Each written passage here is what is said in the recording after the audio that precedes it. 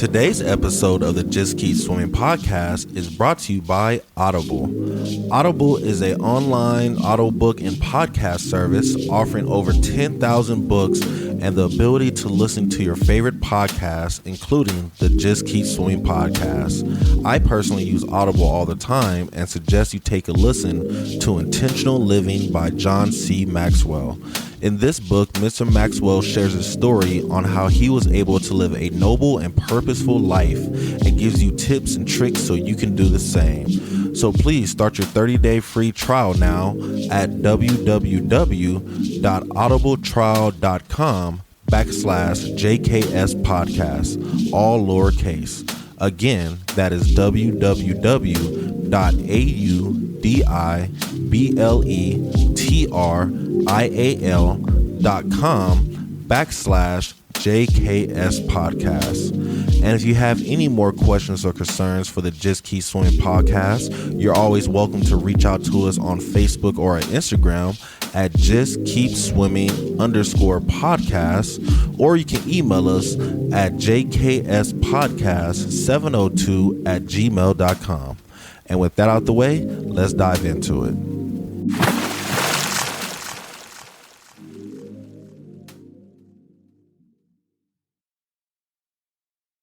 Good morning, good afternoon, and good evening, and welcome to the Just Keep Swimming podcast. This is your friend, your boy, your host, Mr. Adrian Jackson, and we back at it again with another great episode for you. And you already know who's with me. It's the man, the myth, the legend. It's Mr. 1-3, dropping hot beats for the city as always. So please make sure you guys keep up with his latest projects. So today, ladies and gentlemen, I have a topic that I'm still working on myself. I'm still trying to figure out how to do it properly. But, you know, sometimes the best way to figure it out is to share your idea with the world and then go from there. So we're going to start off doing that right now. So with today's episode, I want to talk about sitting in discomfort. So you guys all know I got my Achilles torn a while ago. I had to get surgery. And, you know, I had to sit through the process of the healing, you know, and that right there involved, you know, some pain, taking some pills, you know, having to be uncomfortable every now and then, your legs sometimes itching. I believe it all made me stronger. And that's something that my counselor has been telling me to do, you know, not when it comes to my physical, because I'm pretty good at doing that with my physical. I've been an athlete for so long. I feel like, you know, sitting with the physical discomfort is pretty easy. But for me, my issue is dealing with the mental discomfort, the emotional discomfort, or even the spiritual discomfort, you know. And that's where my issues come in because, you know, yes, I'm an Aries, I'm a fire sign. And one thing I learned about me is that when people bring problems to my attention, my first reaction is to figure out how to solve the problem, find solutions, find ways to get out of them. But I'm starting to learn that a lot of people don't come to you with your problems to find a solution. They just come to you to complain and with the ear to listen to.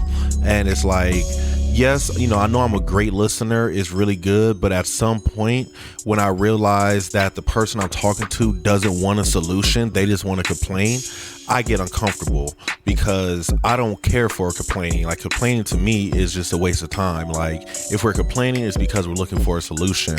But if we're just complaining, to have something to complain about, then I think you're just wasting air and wasting time.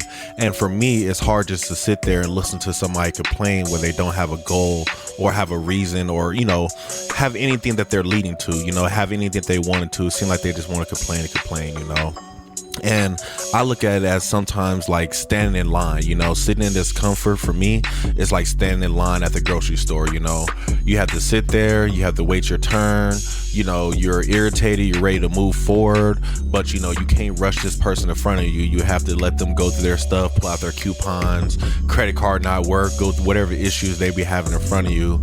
And it's like, you're just sitting there discomfortable, you know, uncomfortable, you're irritated, you're ready to move, but at the same time, you're here for a goal, and it's like you have to sit in this discomfort to get the goal that you have, which could be something as simple as just getting your groceries, So today I kind of want to talk a little bit about, some advice of why we need to sit in discomfort and how to sit in discomfort properly, So, of course, with the assistance of ChatGPT, it really gave me some good ideas to talk about. So the first tip it gave was sitting with discomfort builds emotional strength instead of avoidant habits.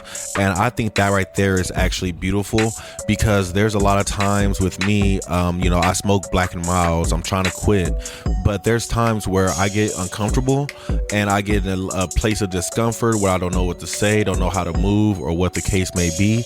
And my first intention is to go down and, light a black up and just have a little smoke break and try to breathe for a second, and I need to learn to stop doing that and learn just to sit with the awkward feeling that I'm having and really think about it, And I think I actually had a good situation that happened this weekend. So my grandmother went to the hospital, and she's at the hospital already by the time I find out, and it's like I can't do nothing about it. All I can do is sit here and just wait for the word of what's going on, But while I was doing that, I was anxious. I was feeling like I need to get up and go somewhere. I need to go check on somebody. I need to make phone calls. I felt all these feelings, and it was like I need to really just stop and say, okay, this situation happened. There's nothing I can do about it. I can't change anything about it. I couldn't predict this or anything like that. So all I can do right now is just get through it and do it the best way I can with what I have right now. And unfortunately, I don't have the ability to go in there and run the test and do the blood work and, whatever the case may be. So it's like, let me just sit here and be patient and do what I can that time, which was just relax, watch a movie, and just keep my phone on loud and stay alert and be ready for a phone call for if I do have to move, I'll be ready to go.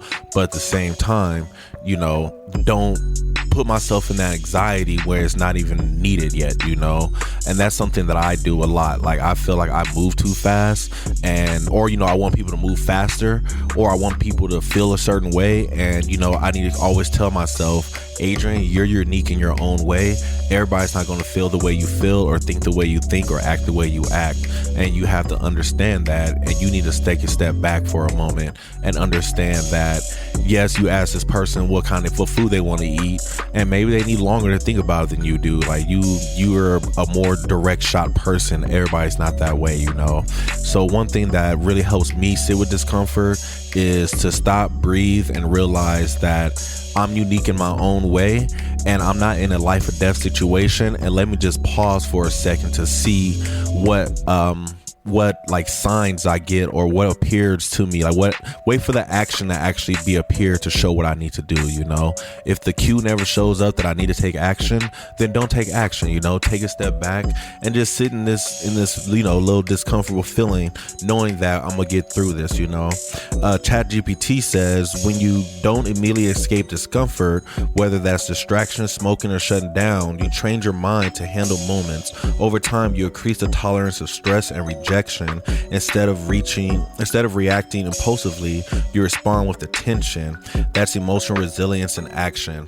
And that's something that I need to do for sure, because I respond emotionally too much, and I need to stop and say, I understand my emotions are saying this way, but my logic is saying this, so I need to trust my logic. And sometimes that just comes with saying no, or just, not stressing or worry about what's going on in another's world and really just focus on what's going on in your world, Like that's an issue that I have all the time. Definitely with my students. They'll come in there and they'll give a problem, and I'm ready for the solution, and they're not even ready to solve the problem yet. They're still marinating on it. And it's like, okay, well, let me stop. Let me not stress, I'm going to focus on my work at hand, and when you're ready to solve this problem, then we can solve it together. But until then, I'm not going to stress it if you're not stressing it.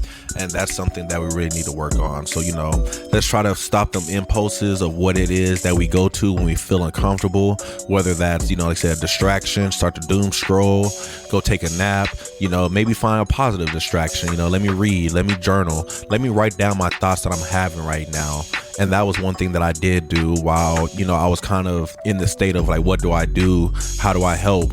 I just pulled out my notes and I started actually writing down my thoughts and my ideas. And I felt like that gave me a lot of peace and let me know that, okay, maybe I am doing some overthinking right now, and I just need to pause for a second to get my mind back on course, So the second thing ChatGPT shares is discomfort is often a signal, not a problem. Uncomfortable feelings usually carry information, fear, insecurity, unmet needs, or boundaries being crossed. When you sit with it instead of running from it, you can actually learn what's underneath it. That awareness helps you make better decisions rather than repeating the same cycles. And I think that right there is gold right there, because a lot of times when, the issue comes up, we react in the same way, definitely with our jobs that we do. A lot of times we run into the same issue all the time. Like when I host trivia, I have somebody literally every single time say, hey, I put my answer in, but I can't hit the submit button.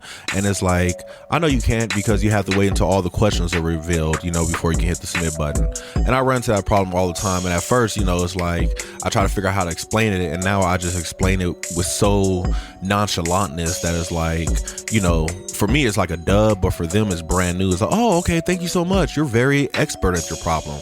And it's like, no, I'm not an expert at it. I just been dealing with this problem I've dealt with this problem so many times that I already know the solution in the back of my hand. And that kind of is how we react with dealing with uncomfortable situations in our normal life. Your boss yells at you, or you get in trouble. A lot of times we go in the room, close the door, go to sleep. We ignore it, we don't fight back. Somebody's complaining at you, that's when fawning comes into play. You just bow down instead of standing up for yourself or standing up for your conventions or whatever it may be. And it's like, we have to learn to fight back. We have to learn to speak up. We have to learn to do the feeling that we feel is uncomfortable in the moment, because that right there is going to make us stronger. So when it happens later down the line, it's going to be easier and easier and easier every single time you deal with it. Like one of my things I need to learn to do is say no. And I've been saying no a few times recently, and it's kind of to the point where it's like, instead of me just explaining why I say no, I just say no. I just say no, and I keep my reason nice and short, and I let you know that I don't have to give you a whole run around, a whole story, make you feel my emotions and help you understand. No, if I say no, it's a no, and no is a no, and that's it, and that's a wrap. But coming up with a home where it was hard to say no, I had to learn to deal with that discomfort of saying no and then sitting in my no, because a lot of times I'll say no and then I'll feel bad, and I'm like, all right, here's the money you asked for. You know what? I actually do have time. Or you know what? I'm gonna cancel this so I can help you out. And it's like, no, I'm done giving up my life to go and cater to you. Like, I'm gonna say no because I have some things that I need to do and get accomplished. And if I keep saying yes to all your stuff, I'm saying no to myself, and I'm done saying no to myself. So I need to deal with that discomfort of saying no, and then the feeling of one, me feeling bad, two, the idea that I hurt somebody or let somebody down. I need to learn to sit with all those feelings and trust that this right here is just a test, and this is here to make me stronger. If they want to be bad, let them do that, but let me do what I need to do on my side. Going back to the let them theory. If you haven't heard that episode, please go check it out. So the last tip ChatGPT had for us was, growth only happens on the edge of comfort. Whether it's relationship, career moves, or personal habits, real growth comes from leaning into what feels uncomfortable. Avoiding discomfort keeps life predictable, but also keeps it small. Sitting with it expands your capability, confidence, and ability to handle bigger opportunities. Excuse me. And I think that right there is I think that right there is magical. Let's go back to me hosting trivia. I was telling students the story the other day that, I started a podcast, but I feel like I'm not the best speaker. So, I decided to go out there and find a job where I have to speak all the time so I can just increase my speaking abilities. And, doing trivia, when I started off, boy, it was discomfortable. So discomfortable. I was scared. I was nervous. I just had to go to trivia with an extra shirt on because I'll sweat through my first shirt. Or, by the time I start the show, I got big sweat stains. So it's like, let me switch out my shirt. I have a towel in my backpack to wipe my forehead. I'll read the questions 5-6 times. If I don't know the word, I did so much stuff to try not to embarrass myself, because that was my biggest fear, of embarrassing myself, But as I got better at it, more practice at it, more comfortable comfortable in what I'm doing, I get to the point now that it's like, yes, I still prep. I still do what I need to do to make sure that I'm ready to go when the showtime comes. But if I stumble over a word, I don't really complain about it. I keep it pushing. I laugh at myself and I move on. I used to beat myself up and kick myself and damn near be tears behind the microphone because I said a word that I knew I should have known correctly. Like people will yell out a word and I'll feel so stupid. And it's like, no, Adrian, you're not stupid. You made a mistake. Let's learn to sit with this discomfort, but let's keep moving forward. Let's keep the show going. And I think that's one thing that I learned big time from hosting trivia, because I still make mistakes to this day. Like, I'll lock the round early. There'll be some words from another country that I have no idea how to pronounce, or even a word that I feel like I should pronounce correctly and I still pronounce it wrong, and I don't know how I even pronounced it wrong. But now, because I've been sitting with this discomfort of making errors for so long, I don't fear it like I used to no more. I'm not scared of it no more. I can face it with so much more confidence and keep moving forward. And a lot of people don't even notice I mess up no more because I say the mistake with so much confidence that they can't even realize that it was a mistake, So, yeah, ladies and gentlemen, that's kind of the message I want to sit with you guys today.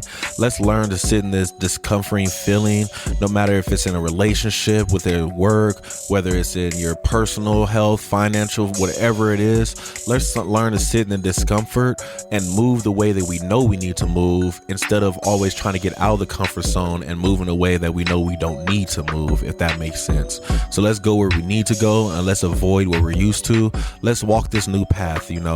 Every new path, you have to crush some grass, you have to push down some new leaves, you have to cut some trees down. But at the end of the day, when you turn around, the path will be so clear, and then now you'll have an easy path for other people to follow. So, let's be that, expeditioner. Let's be that explorer. Let's be that brave rebel to step out and, go do what we need to do to get out our comfort zones and to push ourselves and stretch our zones out so much more. Soon we won't even realize we have a zone. It's going to be a comfort field, because our zone is so big and we have the capability and the confidence to do so much stuff because we were brave enough to step out of the zone in this time period. So that's my challenge for you guys this week. If anything reoccurs in your life and you feel like you always handle it the same way, let's pause for a second the next time it happens. Be like, okay, I usually do this. Let's try to figure out a different way to do this. Even if it's uncomfortable, let me say no. Let me deny the invitation. Let me not answer the phone call and make that returning call back. Let me do what I need to do to get my peace back, because again, if I have nothing to pour, I can't pour to other people's cups. So let me fill my cup back up so I can start to pour to other people's cups, But with all that being said, I hope you guys have a great day, a marvelous afternoon. I hope something that I said today stuck with you and helped you out on your journey, on your path, and you just continue to keep swimming into this amazing future that you have. But yes, I hope you guys have a great day, a marvelous afternoon, a splendid evening, and remember to just keep swimming.